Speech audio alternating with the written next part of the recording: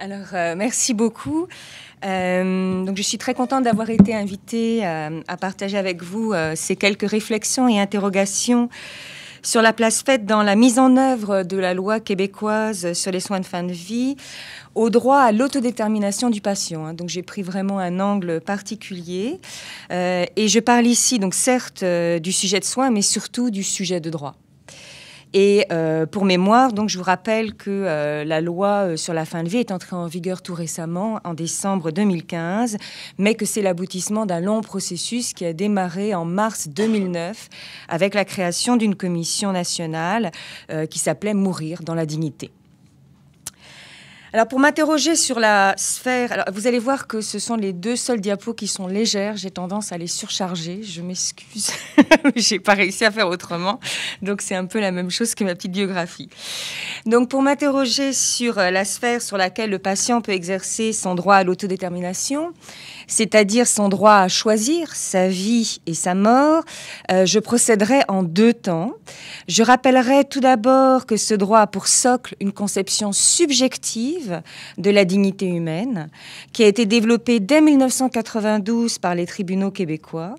Puis, j'analyserai la portée de ce droit à l'autodétermination et plus précisément le droit à demander, ce qui ne veut pas dire obtenir, l'aide à mourir en droit fédéral et en droit québécois, pour m'interroger sur la réalité de cet accès en abordant d'une part la question de l'information, l'accès à l'information concernant ce soin, et d'autre part le rôle du médecin dans l'évaluation des conditions d'admissibilité à ce soin. Alors, faute de temps, je ne traiterai pas la question du rôle de la famille et des proches, mais si ça intéresse certains, je pourrais revenir à la période de questions sur ce point. Alors, on commence. Donc, au Québec, c'est à la suite de l'entrée en vigueur en décembre 2015 de cette loi sur la fin de vie qui est venue s'ajouter au choix que l'on voit sur la gauche d'un patient de mettre un terme à sa vie par le refus de soins. Donc, j'ai essayé de les indiquer en bleu. Et on est venu ajouter quoi? On est venu ajouter la possibilité de demander soit une aide médicale à mourir, soit une sédation palliative continue. Tout en bas, vous voyez que le suicide médicalement assisté qui existe au niveau fédéral n'existe donc pas en droit québécois pour l'instant. Alors, il est important ici de bien comprendre que, contrairement aux autres soins, seule l'aide médicale à mourir qui se produit par l'administration, par le médecin, donc c'est le médecin qui agit d'un médicament ou d'une substance au patient, va traiter de la douleur en tuant le patient, donc l'euthanasie. La sédation palliative continue, qui était auparavant appelée terminale, on a biffé le mot, on voit que les mots ont une portée symbolique, soulage aussi la douleur, mais le fait en rendant la personne inconsciente jusqu'à sa mort. Donc on peut imaginer ici un médecin disant au patient « Je n'arrive pas à vous soulager. Pour vous soulager, je dois vous endormir, mais vous ne vous réveillerez pas. » Quant au suicide médicalement assisté, la précision, c'est que le médecin prescrit un médicament ou une substance, mais c'est le patient qui va poser le geste, d'où là la petite image, de prendre ce médicament. Alors, la question de la dignité, comme je vous le mentionnais, ne date pas d'hier. Elle a été traitée dès 1992 dans deux affaires assez importantes au Québec, deux jugements de première instance. Les principes qui ont été dégagés ont été ensuite repris par la commission spéciale de l'Assemblée nationale dans son rapport « Mourir dans la dignité » de 2012, qui seront ensuite repris dans la loi. Alors, je vais vous expliquer rapidement les deux cas d'espèce qui étaient fort différents dans les faits. Le premier, c'est une jeune femme qui s'appelle Nancy B., qui est atteinte du syndrome de Guillain-Barré. Donc je ne suis pas médecin, qui est complètement paralysée. C'est une maladie incurable. Elle souffre et elle n'est maintenue en vie que grâce, puisqu'elle est complètement paralysée, à un respirateur artificiel. Et elle décide qu'elle veut refuser ce soin qui est requis pour sa survie. Donc les tribunaux vont être saisis de l'affaire parce que l'établissement, bien évidemment, de santé n'est pas à l'aise avec cela. Et donc c'est comme ça que ça aboutit devant le tribunal. Et le tribunal va faire droit à sa volonté, c'est ce que vous voyez dans la colonne de gauche, sa volonté donc de mettre terme à sa vie en refusant des soins requis par sa santé, en estimant donc qu'on devait faire droit à cette volonté et que l'établissement de santé devait tout mettre en place pour que sa mort ait lieu dans le respect de sa dignité, ce qui renvoyait, en l'occurrence, essentiellement à l'absence de souffrance. La deuxième affaire, totalement différente. Elle touche un homme de 35 ans qui a eu un accident de voiture ou de moto, je ne me souviens plus, et qui est paraplégique. Comme il est paraplégique, il a décidé que cette vie-là ne valait pas la peine d'être vécue. Et il fait une grève de la faim et de la soif. Un jeune. Et il est à l'hôpital. Et il demande à l'hôpital de respecter son choix et que lorsqu'il tombera, qu'il deviendra inapte, parce qu'il se sera suffisamment affamé, qu'on ne l'oblige pas à suivre des soins de base que sont l'hydratation et la nutrition. Et qu'on respecte donc sa conjointe, qui était là, la mandataire, pour ses volontés. Donc là, on voit vraiment, la question est tout de même largement différente. Et c'est pour cela que ce jugement de 1992 nous intéresse tout particulièrement, parce qu'il va voir de façon approfondie les concepts clés de dignité humaine, de qualité de vie, de primauté du respect de la volonté du patient et du droit de mourir. Alors brièvement, que nous dit le juge ? Tout d'abord, que si l'État a pour obligation de respecter le droit à la vie, et donc la primauté est donc de la respecter, cette vie, lorsque cette dernière devient inhumaine, il faut faire droit à la primauté du respect de la volonté du patient de mettre fin à ses jours. Deuxième point, le tribunal nous dit que la détermination du caractère inhumain de la vie est étroitement liée à la notion de dignité humaine, humaine, qui elle-même s'évalue selon le critère de la qualité de la vie et non pas de la qualité de la mort. Et je cite le tribunal, il nous dit « Ni un individu ni le juge ne peuvent se prononcer sur la qualité de vie d'un tiers. Cette évaluation est trop subjective et personnelle. Elle ne peut être faite que par l'individu lui-même. » C'est de là qu'on développe l'idée de la dignité subjective. Et il finit en concluant qu'en principe, toute personne a le droit de jouir de la vie et en corollaire, il a aussi le droit de mourir dans la dignité. Donc là, on est passé de la dignité dans la vie à la dignité dans la mort, et suivant son choix, qui est bien subjectif.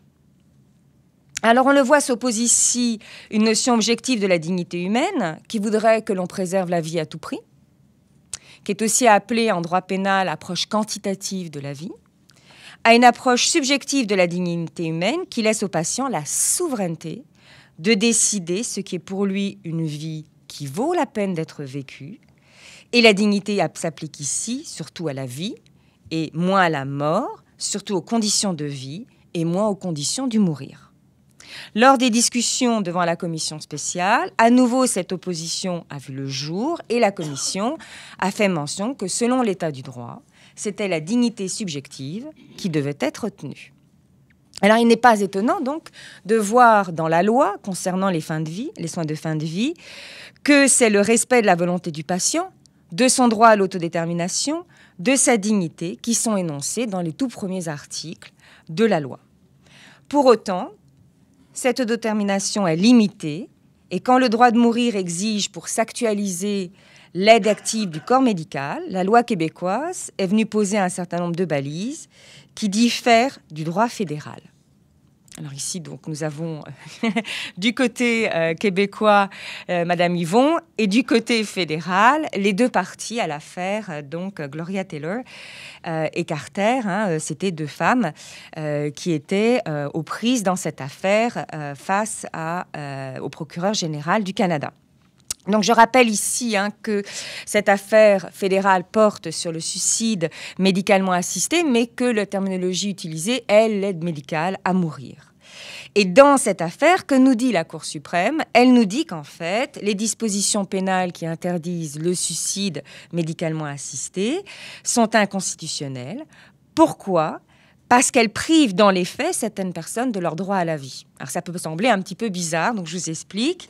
Parce que, selon la Cour suprême, cette interdiction aurait pour effet de les forcer à sauter prématurément la vie, par crainte d'être incapables de le faire une fois les souffrances devenues insupportables. Donc selon la Cour, l'interdiction du suicide médicalement assisté priverait ainsi de sa liberté une personne qui veut prendre des décisions quant à son intégrité corporelle et qui plus est, porte atteinte à sa dignité, à son autonomie et empiète sur sa sécurité en lui laissant subir des souffrances intolérables. C'était en février 2015 et la Cour laissait 1 an à... Ah, moi j'ai 10 minutes, moi. Je suis à 10 minutes 15-50. S'il vous plaît, est-ce que... D'accord. Et la Cour donc entendait laisser 1 an pour pouvoir donc faire en sorte que le droit règle ce problème. Alors je vais aller beaucoup plus vite, comme Mme Arnaud. Alors premier élément. C'est que ce n'est pas uniquement là la seule différence. Il existe aussi d'autres différences entre le droit québécois et le droit fédéral. La question de fin de vie, donc qui n'est pas exigée en droit fédéral. La question aussi, donc j'essaye d'aller plus vite, excusez-moi, sans me perdre, il faut qu'il y ait un déclin avancé des capacités pour pouvoir demander la fin de vie et que la maladie soit incurable. Par contre, la Cour et la loi québécoise s'accordent pour dire que seuls les majeurs aptes peuvent consentir à des soins, qu'il faut que le patient souffre de problèmes de santé auxquels on ne peut remédier et que ces derniers lui causent des souffrances physiques ou psychiques qui font en sorte que sa vie n'a plus de qualité et que donc c'est la personne seule qui peut estimer si sa vie a une qualité ou non. Alors, grosso modo, j'accélère, même si la loi sur la fin de vie ne va pas aussi loin que le droit fédéral, elle accepte donc l'aide à mourir qui a été considérée comme un véritable séisme dans la communauté médicale, parce qu'elle a été présentée comme un continuum de soins, alors que certains y voyaient une rupture de soins. Et ici, on se trouve face à 2 cultures qui semblent mal coexister. Celle d'un côté du respect du droit du patient à contrôler le processus de sa mort, comme l'énonce la loi sur l'autodétermination du patient de 1991 des États-Unis, mais dont on retrouve beaucoup de principes dans le droit canadien. Et d'un autre côté, des valeurs d'empathie, de compassion du corps médical. Alors on peut se demander si ce séisme a entraîné un changement de culture. Là, je me suis amusée, j'ai juste repris un texte sur les soins palliatifs de fin de vie qui était en 2004. Et de l'autre côté, je l'ai comparé avec la politique donc, du ministère de la Santé et son plan de développement. Et si vous regardez l'un et l'autre, il n'y a quasiment aucun changement. Le seul ajout qui a été fait dans la politique, c'est respect de la dignité. Autrement, c'est quasiment mot pour mot la même chose. Donc, changement de culture, 3 points d'interrogation. Alors, ça ne veut pas dire qu'on se soit beaucoup préoccupé de la fin de vie. Et ici, très rapidement, vous allez voir qu'on assiste à une pléthore de textes, à une surprotocolisation de l'encadrement de la fin de vie qui vient, alors certes, de la population, c'est la loi, c'est l'Assemblée nationale, mais surtout du ministère et des corps professionnels. Donc on a un guide d'exercice sur l'aide à mourir, on aura un guide du citoyen pour l'aide médicale à mourir, on a plein de formulaires. Cette protocolisation m'invite à me demander ce qu'il advient de l'être humain dans l'équation et surtout, et c'est ma préoccupation, je terminerai là-dessus, principale, c'est que lorsque je regarde les textes qui sont disponibles sur Internet, je ne vois nulle part où il est fait mention de l'information du patient à l'aide à mourir. Grosso modo, tout est présenté comme si le patient était au courant de l'existence de ce type de soins et qu'il le demandait. Donc la responsabilité du médecin, c'est quoi? C'est une fois que le patient lui a demandé de lui donner des informations. Et ici, ça pose un énorme souci d'un point de vue, voilà, d'un point de vue du consentement et de l'autodétermination, parce qu'on peut quand même imaginer que le patient lambda, il n'est peut-être pas toujours sur son site internet et qu'il a besoin d'une relation avec le médecin de confiance dans laquelle seront suscitées des questions. Parce que c'est énorme quand même d'apprendre un pronostic réservé. On n'est pas tous préparés, on n'a pas tous les mêmes outils. Et donc on peut imaginer des cas où le médecin ne suscite pas ces questions-là et que donc le patient ne demande jamais l'aide à mourir parce qu'il n'en a pas connaissance. Alors la question qui a été évoquée par certains, c'est de se dire, est-ce qu'une équipe médicale pourrait mentionner ce type de soins aux patients? Ici, ça pose un problème sur la question du rapport entre le patient et le médecin, qui généralement est une relation assez binaire, et on revoit ici l'asymétrie des pouvoirs dans la décision, mais surtout l'asymétrie dans l'information.